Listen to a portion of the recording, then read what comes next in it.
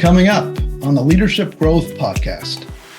I do believe we can sometimes put way too much importance and power in the hands of a leader, expecting them to be able to do miracles all the time.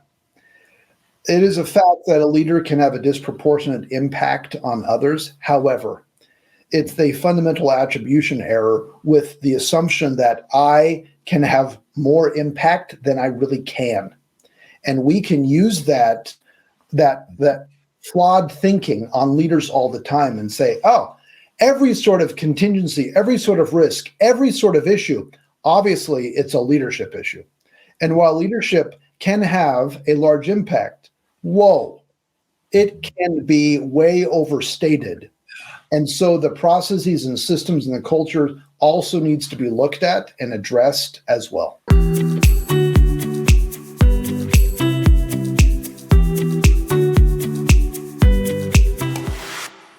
Hey everyone, welcome to another episode of the Leadership Growth Podcast. I'm Daniel, joined with my great brother Peter. We're here to take on another fun journey into the tools and ideas and topics to help you elevate and strengthen your ability to be a great leader. So, Peter, you ready? Shall we dive in? It is. It's great to be here for another episode. Thanks everybody for joining. You're in for a treat. Always good topics to chat about. So on that note, Peter, insight of the week. What is something that really stood out? Maybe a gem, maybe a great idea that you heard from somebody. What you want to go first? You want me to go first? Sure. I'll go first. Go for it. So this last week I was working with a group of leaders, and one of the individuals shared what I thought was a really good gem. It was a good idea as they were talking about how to be more cohesive as a leadership team. And he said, we need to be more focused on communicating with each other and not about each other. I'll say it again. Focus more on communicating with each other and not about each other.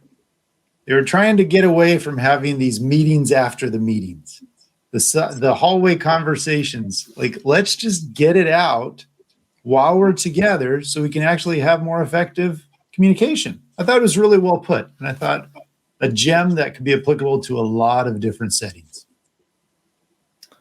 What I will often tell teams is if you have meetings outside of meetings, you're not a team. Yeah. You're not. Teams talk about the real stuff together in meetings together. I'll say together again, because when you start having all of these divisions, side conversations, and I'm not talking, different subjects that make sense to have, about each other. Yeah. Real conversations happen in the meeting together. It's so true, but it's not easy to shift that pattern. And I think it requires every member of that team to assess as they're about to say something, especially if it is outside the meeting. Oh, is this something that would have better said in the meeting? So to break some of those habits, it can be hard, especially if there are some personalities you might just not mesh as well with. Yeah. You might not understand where they're coming from. Maybe their background's a little bit different where they're coming. So you try, but yeah, it's important. Those meetings after the meetings. Waste of cycles, waste of energy. And it's really hard, especially when you make eye contact with somebody in the meeting or you see eye contact being made and there's a lot of things just being exchanged in that moment. And you're like, okay, yes, we all can connect in different ways. However, if it is about us together moving forward, bring it up now. Yep. Okay. Good one. How about you? What's your insight, Daniel? Well, Peter, here's my insight. So I was hearing Dr. Carmen Simon, a lecturer at Stanford. She does a lot of neuroscience research, and she was explaining how within 48 hours, we forget 90% of what we just heard. 90% within 48 hours. 48 hours, you go into a meeting, you hear a presentation, 48 hours later, 90% of it gone, not there. That's kind of depressing. Oh, when I first heard that, and it's similar to what you hear in other ways, but you're like, well, that stinks. All of the effort, however, this is what I really liked, how it was emphasized, that the 10% though really matters. And you can actually craft your presentations to be based around what the 10% is you want the people to remember. And you emphasize that 10%. You repeat it. You build off of it. And you actually need the 90% so that people will focus on the 10%. It's kind of this weird idea. If you just say, well, then just emphasize the 10%, then they'll just remember less of the 10%. You need the stuff around it to package it, to frame it up. And you actually need to add a level of complexity to a certain degree so that the brain is engaged and has to work a little bit to go in and figure out, that's the 10%. That's the stuff that's going to grab me as well. So the 10%, identifying what it is, framing it up, repeating it, and not getting overly depressed that they don't remember 50% or 40%. And the better you can connect it to previous knowledge, the more likely it will turn into the 10% retained. That's how our brain is wired. It doesn't know what to do with just novel concepts. The better you can connect it to a previously established thought, it increases the sticky factor, the stickiness of that thought. Stickiness. Hence the knowing of your audience so well, so you can piggyback onto something that they are. Oh, it's true.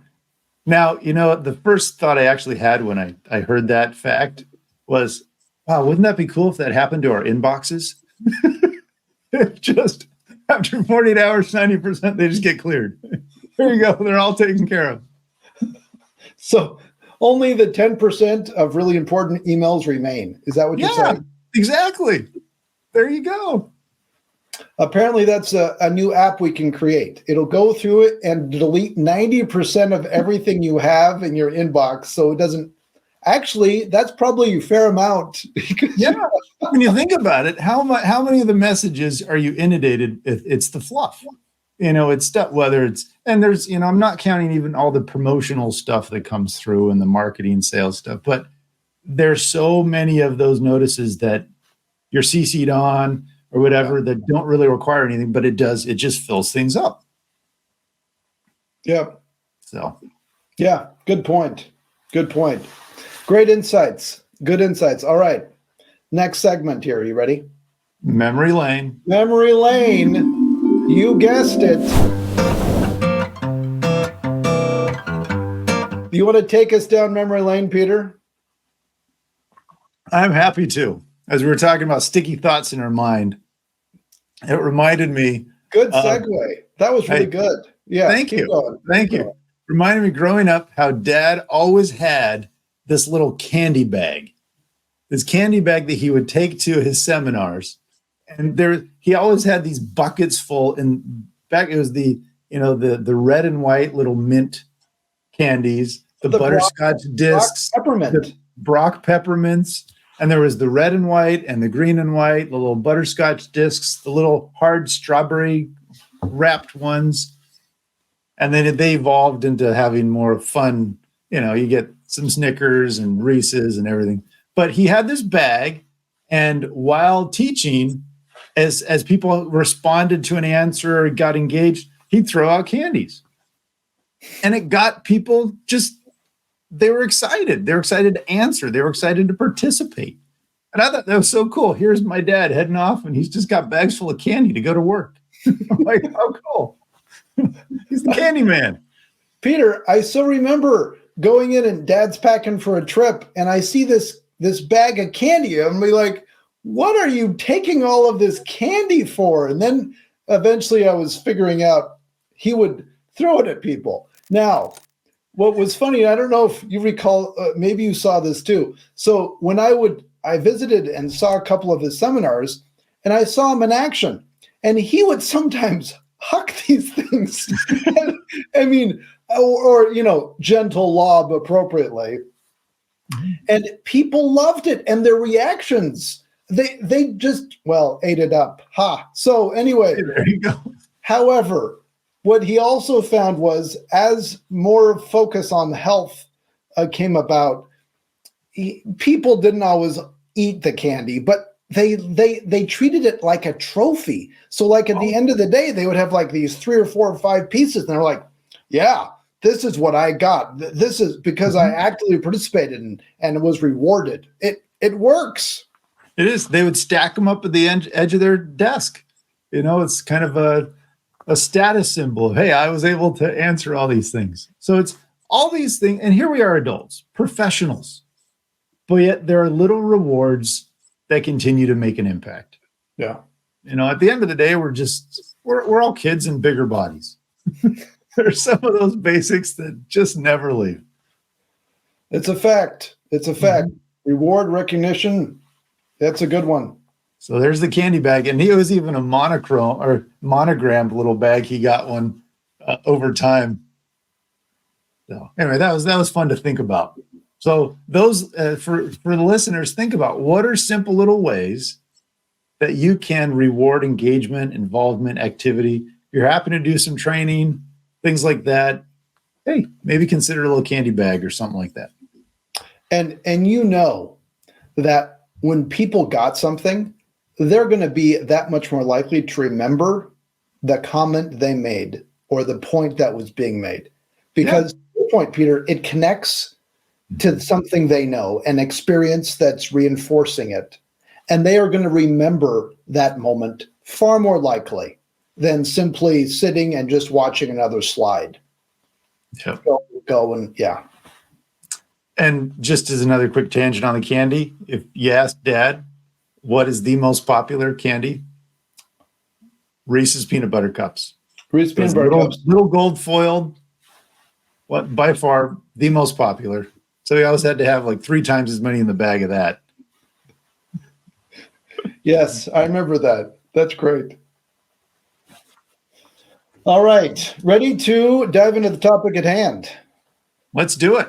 Let's talk leadership. Today's topic, we're going to be commenting and discussing a recent survey that Boston Consulting Group came out after talking to what it looks like 7,000 leaders across 100 different markets. So it's a look ahead, trying to look in the crystal ball.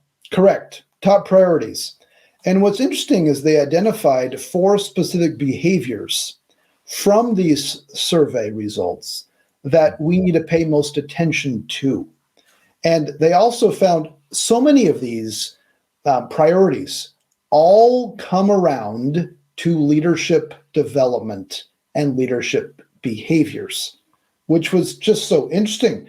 They were saying the area of highest need to act in 2024, the year we're in now, all is around leadership development and identifying the right leaders to make it happen. Yeah. It really highlights the gap that presently exists in most organizations. They need more leaders. They need better leaders. And it's not, as we look through these, we're not going to find technical skill development at the top of the list. You're right. Yeah. Yeah. So let's dive into this first one. They identified 4 specific areas to talk about. First, leadership behaviors themselves. They were describing that the number 2 topic that was identified in the future importance ranking. So how important something is leadership behaviors. However, the number 15 identified item in current capabilities was leadership behaviors. So number 2 in importance, but number 15 in actually being able to do it. That is a very large gap. Peter, is that consistent with what you're seeing? What do you think of this? Oh, there's a delta there. And it was fascinating when you look and you try and realize where does leadership development fall in terms of priorities? And where does that match in terms of a budget line within most organizations? How does that development occur? And admittedly, it's hard to quantify because there are so many development opportunities that will come forward that don't fall straight under an L&D budget line. Sure. Because it's not every workshop and course and other things. But that gap, that lack of leadership skills that are being identified, that are complained about by other leaders, it's real. I'm finding that across clients I'm working with, across organizations and industries. Can those individuals improve? And what's really eye-opening is when they realize there's no cavalry coming in to save them. You know, how much of it does fall on the leadership to do that development, to do that coaching, to do that training. I was actually happy to see, I was with a group recently and they were complaining a little bit about their direct reports and needing to have more development there. And I asked the pointed question, whose responsibility is it to develop these leaders? And I was thrilled that they all raised their hands and pointed at themselves, which was huge progress because that's not always the case. Sometimes it's pointing straight over to HR or the L&D department or whatever it is. They're supposed to fix them. No. So long tangent there, but man, the leadership behavior development's needed. And this assumption that it's somebody else's issue, whether it's HR or training or all of these things. And yet the reality is 10% of development is actually just that formal kind of training. And it's not the 100% that we sometimes think about. Yeah. And it's more like the 70% of actual development happens on the job. Yeah. And that's not the stuff that you need to throw tons of extra money into necessarily. It's actually helping leaders know how to build and strengthen other leaders, and to pay attention and to show with an example of how to have effective conversations, how to be able to lead with empathy and with a sincere desire to help and create a difference and support others, while being very clear and providing clear feedback along the way so that people know what success looks like and get direction and reinforcement of the good, the bad, the ugly in helpful ways so they can then act on it as well. That is what often separates and to describe and what creates such a large gap, because we believe it's important, but yet we don't always then showcase it ourselves. So what I'm hearing you say, Daniel, is highlighting if you have somebody on your team that has a leadership gap, it is more effective. Let's say they need to work on their listening skills, to not hand them a book on listening and say, read this, but to better yet say, hey, let's set a couple goals. And as we are coming out of team meetings, let's meet and let's talk about what we observed. And those conversations are just tremendously impactful. And I take issue with leadership behaviors a little bit, and they address it sort of a little later on. And I don't know what you think of this, Peter, but I do believe we can sometimes put way too much importance and power in the hands of a leader, expecting them to be able to do miracles all the time. It is a fact that a leader can have a disproportionate impact on others. However, it's the fundamental attribution error with the assumption that I can have more impact than I really can. And we can use that flawed thinking on leaders all the time and say, oh, every sort of contingency, every sort of risk, every sort of issue, obviously it's a leadership issue. And while leadership can have a large impact, it can be way overstated. And so the processes and systems and the culture also needs to be looked at and addressed as well. Yeah, there are those who are listening to this now and there's the conscientiousness in them that they are now looking in the mirror saying, oh, I need to do so much more to develop my people. And yes, sure, you can try, but don't have these expectations that you can fix everything. Then there are other leaders who really do need to be hearing this, who are probably not listening to this, oblivious to. And so that is one of the challenges of talking about this, is you don't want people taking it too much to heart where they're now beating themselves up because they didn't correct all of the behaviors that might be problematic in their team. Give yourself some grace. You can only change so much, but are you putting some of those things in place to increase the likelihood that leadership behaviors can be improved? And some of those important ones are just having conversations. You're reminding me, it's a bit of a spectrum of conscientiousness. Because say that again. That was powerful. Say that again. A spectrum of conscientiousness. Because sometimes we forget, as we're speaking to leaders, they're not all as conscientious as we would like, or committed, or as focused, or as engaged. Other words there that go along with it. But as you think of the highly conscientious, those are the folks who care, and they care so much that they will push themselves and they will overestimate their own ability to influence and to then tackle great problems or really complex problems that are really bigger than any one person. They'll keep going at it, and you're like, hey, that's noble, that's wonderful. Chill out a little, cut yourself some slack. Mm-hmm. So lovely people often model examples that we want to look at. And then you have this second group along this kind of spectrum of conscientiousness. And this other group, oftentimes they are the well-intentioned, but sometimes forgetful.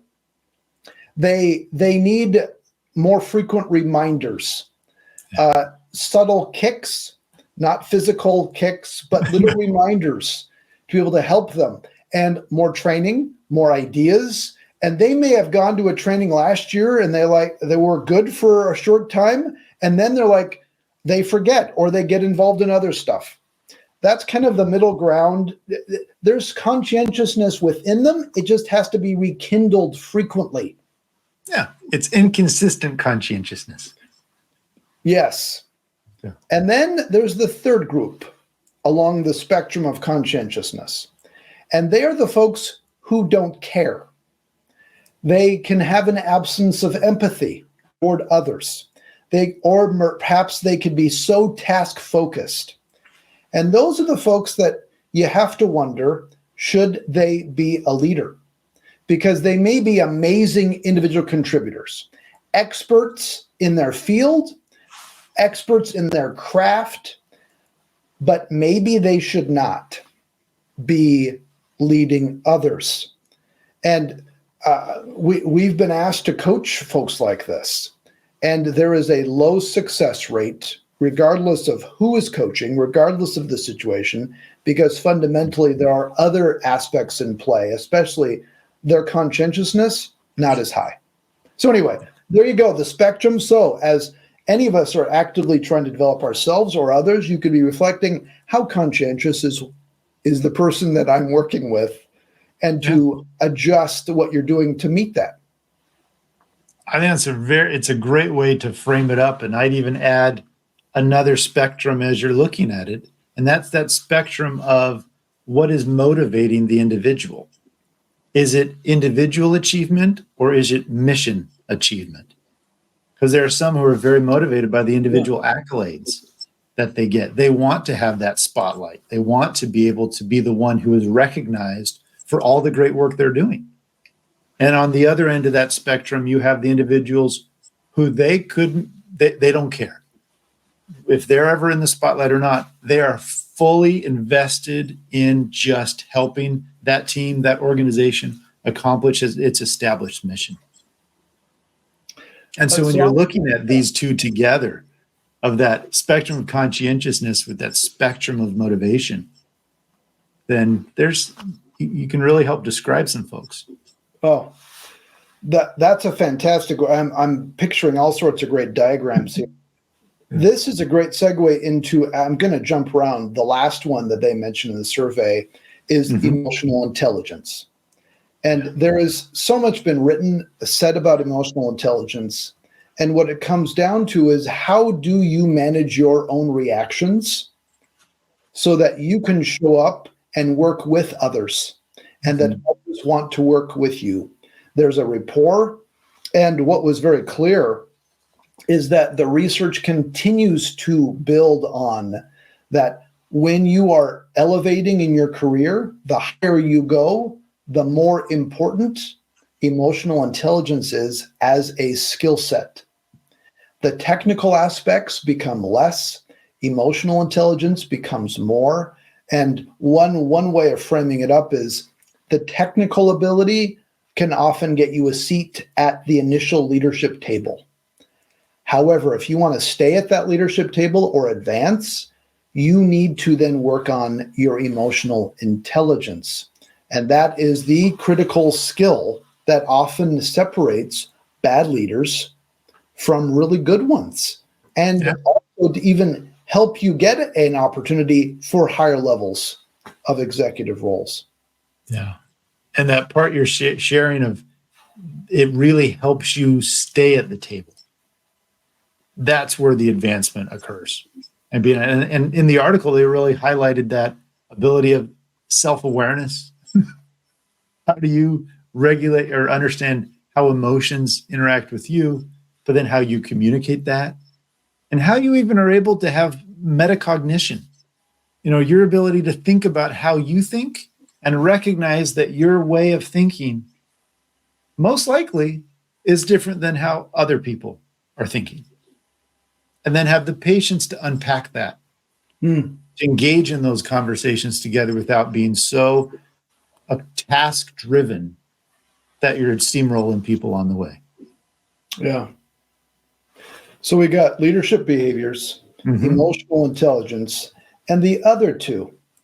The next one really is around organization development, which I really appreciate how they frame this up, because it's looking at what I said earlier, not overestimating leadership ability, but recognizing what are the processes and systems and the organization design itself, and being able to then organize the function, organize what needs to get done, and then recruit and bring on and perform in effective ways. And that coupling in the right approach is a magical thing. We were in a meeting earlier with a client, and I was mentioning how you can take a leader who makes great decisions and put that same leader into a dysfunctional environment, or one that is based in fear or not aligned around key decision making, and that same leader will begin to make poor decisions. And we see it time and time again. And so looking at the bigger organization development and the organization design is critical. Yeah. And what you're really highlighting is, this is not boxology. It's not looking at this saying immediately we need to just restructure the org chart. No, it's looking and saying, are we clear on our strategy? How are those clearly connected with our processes, with our systems? And then we start to look at more of what is the appropriate structure and the people in the right seats to be able to do that. And that's absolutely key.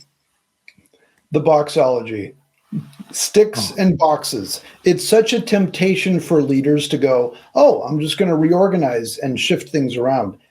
It is, and I'm just going to say it, it's a fairly easy way of doing quick action.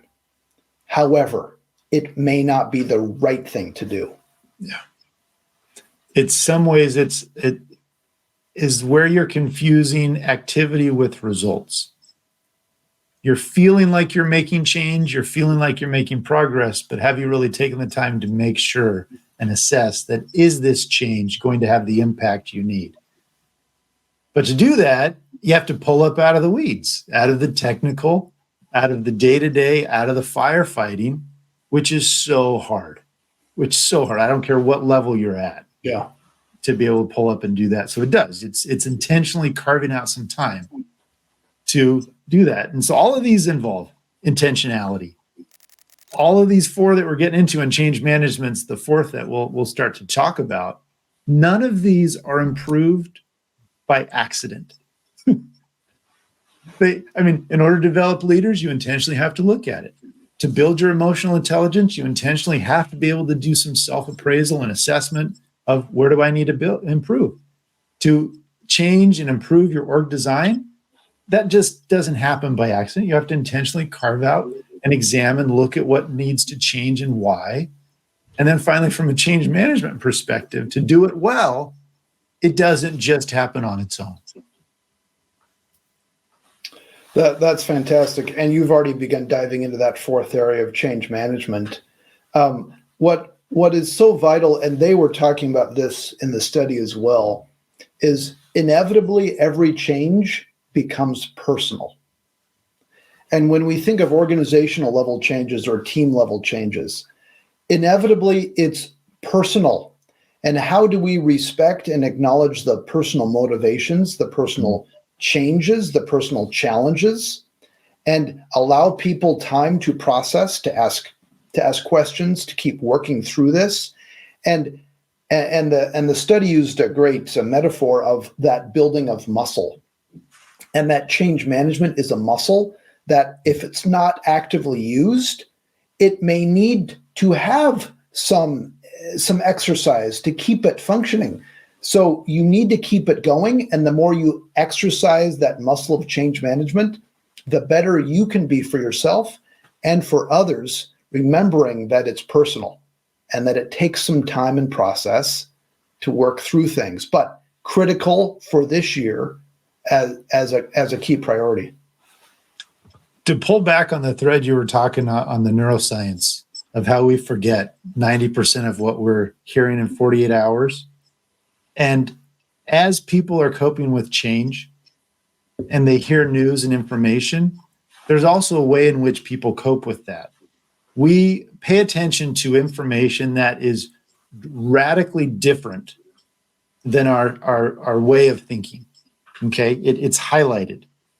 And we either have that choice of, okay, do I integrate that and assimilate that into how I'm thinking, or do I block and ignore of what's going on?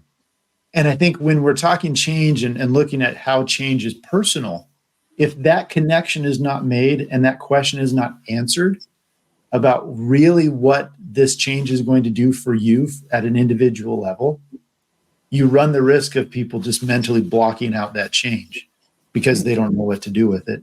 Or it becomes a fixation where all they're doing is thinking about it and all of the worst case scenarios that happen.